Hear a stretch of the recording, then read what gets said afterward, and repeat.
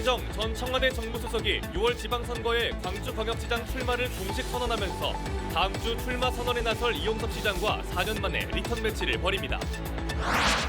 여수 율촌산단에서 폐유가 일주일 넘게 하천으로 흘러들고 있는데 관리 책임이 있는 광양만권 경제자유구역청은 사실상 손을 놓고 있습니다. 전국 요양병원과 시설에 공급된 4차 백신 상당수가 곧 폐기될 예정인데요. 질병관리청의 예측과 달리 확진자가 쏟아진 데다 4차 백신에 대한 수요도 적었던 걸로 확인됐습니다. 기초의원 중대선거구 개편 문제를 둘러싼 여야의 이견이 계속되는 가운데 민주당이 오는 24일 예정된 전체회의에서 강행 처리 방침을 들고 나왔습니다. 여러분 안녕하십니까? KBC 8시 뉴스입니다.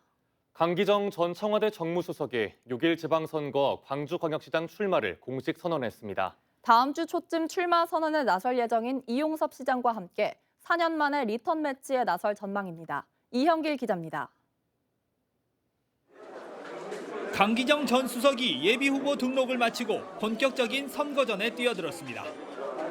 광주 상공회의소에서 출마 회견을 열고 문제는 일자리 수가 아니라 미래 산업을 키우는 것이라고 강조했습니다. 그러면서 3선 국회의원과 청와대 수석 비서관의 경험 등을 두루 갖춘 준비된 후보라는 점을 내세웠습니다. 달라지고 준비된 저 강기정이 당당하게 빠르게 새로운 광주 시대를 열겠습니다. 이용섭 시장도 다음 주 초쯤 예비 후보에 등록한 뒤 재선 도전에 나설 예정입니다. 민주당 경선이 다음 달부터 본격화될 예정인 만큼 일찍 선거전에 뛰어들어 경선 경쟁을 대비하겠다는 행보로 풀이됩니다. 우선 시급하게 해결해야 할 긴급 현안들을 정리하고 다음 주쯤에 하겠습니다. 이 밖에도 광주광역시장 민주당 경선에는 정준호 변호사와 김혜경 남부대 초빙 교수도 뛰어들 예정입니다. 이에 맞서 국민의힘에서는 경쟁력 있는 후보를 내겠다며 후보 물색에 나서고 있습니다. 정의당에서는 장현주 시의원이 예비후보 등록을 마쳤고 진보당에서는 김주업 진보당 광주시당 위원장이 선거전에 나서고 있습니다. 경쟁력을 갖춘 후보들이 하나둘 출마 의사를 밝히고 있는 광주광역시장 선거는 6일 지방선거 호남 최대 격전지가 될 전망입니다. KBC 이영길입니다. 이준석 국민의힘 당대표가 광주를 찾아 대선 승리 감사 인사를 전하고 지역 대학생과 간담회를 열었습니다. 이준석 대표는 오늘 오후 조선대학교 후문에서 대학생들을 만나 지난 대선에서 국민의힘 후보에게 역대 보수 후보 가운데 가장 높은 지지를 보내준 데 대해 감사 인사를 전했습니다. 이번 감사 인사는 당초 대선이 끝난 직후인 지난 11일 계획돼 있었지만 이준석 대표가 광주에서 코로나19에 확진되며 연기됐습니다.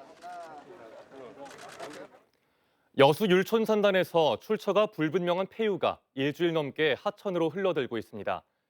누군가 몰래 버린 폐유가 우수관을 타고 흘러나오고 있는 건데 관리 책임이 있는 광양만권 경제자유구역청은 사실상 손을 놓고 있습니다. 이계혁 기자입니다.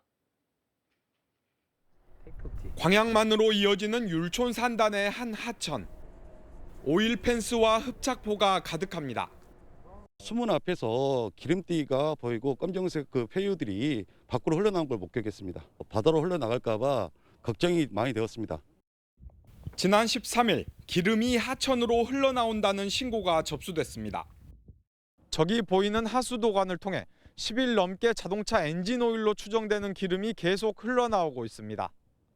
여수시와 해경 확인 결과 배출구로부터 850m 떨어진 빗물바지에 누군가가 폐유를 몰래 버린 것으로 확인됐습니다. 여수시는 지금까지 25리터가량의 기름을 회수했지만 관 내부에 남은 폐유가 계속 흘러나오고 있는 상태입니다. 완전 방제 작업이 이루어지기 전까지는 계속 공공수역으로 잔여 성분의 기름이 유출될 걸로 예측하고 있습니다. 하천 방제는 여수시, 우수관 내 방제는 광양만권 경제자유구역청 담당입니다. 무엇보다 폐유가 쏟아진 우수관 내부의 작업이 시급하지만 광양경자청은 사실상 손을 놓고 있었습니다. 신고 직후 하천 방제나 관 내부에 폐유를 퍼낸 것도 모두 여수시. 유출 신고 4일이 지난 17일에서야 광양경자청은 관 내부 일부에 흡착포를 설치했습니다. 지난 18일 비 소식이 예보됐는데도 신속한 조치를 취하지 않았고 관 내부 세척 작업은 아직까지 못하고 있습니다. 업체한테 얘기했더니 막 매력을 요구하니까 저걸로 이렇게 뭐 예산 세워진 것도 아니고 중소를 해버리면 폐기물 처리 비용이 엄청 들어간 거예요. 그래서 지금 우리가 바로 조치를 못하고 있었던 거예요. 경찰도 폐유를 불법 투기한 사람을 추적하고 있지만 산단 주요 도로에 CCTV 등이 없다 보니 수사의 속도가 나지 않고 있습니다. KBC 이계혁입니다.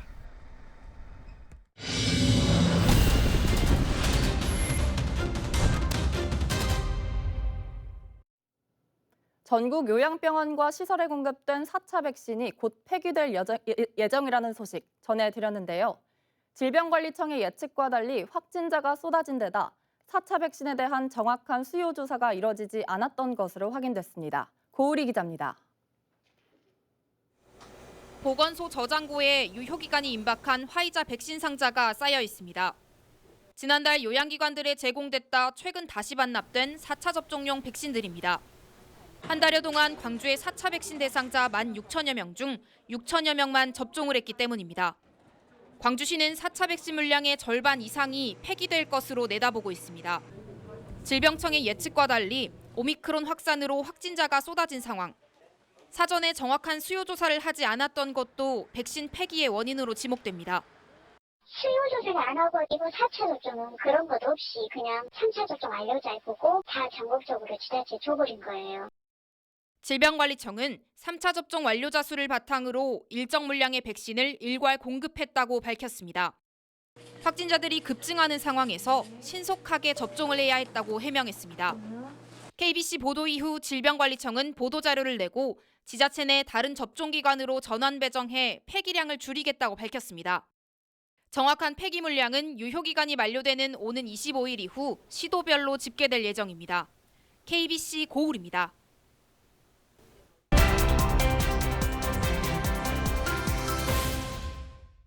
KBC 서울방송센터에서 전해드리는 여의도 정가 소식입니다. 첫 소식입니다. 대통령직 인수위원회가 국방부를 시작으로 일주일간 각 정부 부처의 업무 보고를 받습니다. 인수위는 오늘 국방부에 이어 오는 25일까지 기재부와 법무부 등 주요 부처의 업무 보고를 받고 오는 28일부터 이틀간은 나머지 부처에 대한 업무 보고를 받을 예정입니다. 인수위는 이번 달 말까지 분과별로 국정과제를 검토한 뒤 두 차례의 선정 과정을 거쳐 마련된 최종안을 5월 초에 발표합니다. 6일 지방선거가 두 달여 앞으로 다가온 가운데 광역의회 의원 정수와 선거제도 개편 문제를 둘러싼 여야의 이견이 계속되고 있습니다. 여야는 오늘 국회에서 정치개혁특별위원회 공직선거법과 지방선거구제 개편 심사소위원회를 열어 6일 지방선거 선거구 획정 문제를 논의했으나 기초의원을 최소 3인 이상 뽑는 중대선거구 도입 등을 놓고 입장차를 좁히지 못했습니다. 더불어민주당은 국민의힘과 합의가 불발될 경우 오는 24일 예정된 전체 회의에서 강행 처리하겠다는 방침입니다. 이낙연 더불어민주당 전 대표가 청와대에 문재인 정부 국민보고 백서 발간과 관련해 최선을 다했다고 소회를 밝혔습니다. 이낙연 전 대표는 오늘 자신의 SNS에 백서를 공유하며 정부에 대한 평가는 국민의 몫이자 역사의 몫이다. 문재인 정부도 공과가 있을 것이라며 부족한 제가 총리로 일했던 2년 7개월 13일은 제 인생에서 가장 충실한 기간이었고 영광으로 간직하고 있다고 적었습니다. 이어 우리는 성취를 통해서뿐 아니라 과오를 통해서도 많은 것을 배운다고 덧붙였습니다. 지금까지 KBC 서울방송센터에서 전해드렸습니다. 전라남도가 국제유가 급등과 원자재 가격 상승에 따른 피해 구제 대책 시행에 나섰습니다. 김영록 전남지사는 긴급 경제 상황 점검 회의를 갖고 피해 신고센터를 운영하는 한편 중소기업과 농수축산업, 운송업 등 6개 분야에 668억 원을 긴급 지원하기로 했습니다. 중소기업의 물류비 10% 추가 지원과 함께 특례 보증을 확대하고 농어가와 운수업계에 대해서는 유류비 인상액의 50%를 지원하기로 했습니다. 러시아 우크라이나 사태로 지역 수출입 기업 10곳 중 6곳이 피해를 입은 것으로 나타났습니다. 광주 상공회의소가 광주 전남 수출입 기업을 대상으로 조사한 결과 56.7%가 피해를 입었다고 응답했습니다. 대금 결제 지연이나 중단, 물류 공급 차질, 자금 조달 애로 등의 피해가 많았고 수출 중단이나 거래 위축, 원자재 가격 상승에 따른 직간접 피해를 호소한 것으로 나타났습니다. 코로나19 소식입니다. 오늘 저녁 6시까지 광주 전남에선 2만 4천여 명의 신규 확진자가 나온 걸로 집계돼 이틀 만에 또다시 확진자가 2만 명을 넘어섰습니다. 광주에선 요양병원 4곳에서 127명이 확진되는 등 1,888명이 확진됐고 전남에선 목포와 여수, 순천에서 모두 2,000명 이상의 확진자가 나오는 등 13,789명의 확진자가 추가됐습니다. 광주 전남의 하루 확진자는 지난 14일부터 엿새 동안 2만 명대를 기록하다 지난 20일과 어제 이틀간 1만 명대로 떨어지며 안정세로 접어들고 있다는 전망이 나오기도 했습니다. 채용 비리 혐의를 받고 있는 정연복 광양시장의 동생이 검찰에 송치됐습니다. 전남경찰청 반부패 경제범죄 수사 2대는 무기계약직 채용 과정에서 특정인 채용을 대가로 금품을 챙긴 혐의로 정연복 광양시장의 동생에 대해 알선 수재 혐의를 적용해 기소 의견으로 검찰에 송치했습니다. 경찰은 정 시장과의 연관성 등에 대해서도 수사를 벌였지만 뚜렷한 혐의를 찾지 못한 걸로 알려졌으며 정 시장의 동생은 현재 혐의를 부인하고 있습니다. 광주광역시가 청정 대기산업 클러스터 조성을 본격적으로 추진합니다. 광주광역시는 지난해 12월 용지 매입을 마치고 올해 공사비 142억 원을 환경부 본 예산으로 확보해 올해 기본 설계와 실시 설계에 들어간다고 밝혔습니다. 대기산업 클러스터는 내년까지 국비 493억 원을 투입해 빅그린 산단의 3만 제곱미터 규모로 조성될 예정이며 2,800여 명의 일자리 창출과 3천여억 원의 생산 유발 효과가 기대됩니다. 세계 물의 날을 맞아 광주 풍암호수공원에서 환경 정화 활동이 펼쳐졌습니다. 광주 서구청과 광주 신세계, 빛고울 하천 네트워크 등이 참여한 행사에는 환경봉사자 40여 명이 참여해 미생물 발효액으로 만든 EM 흑공을 호수에 던지며 하천 물 정화 활동을 가졌습니다.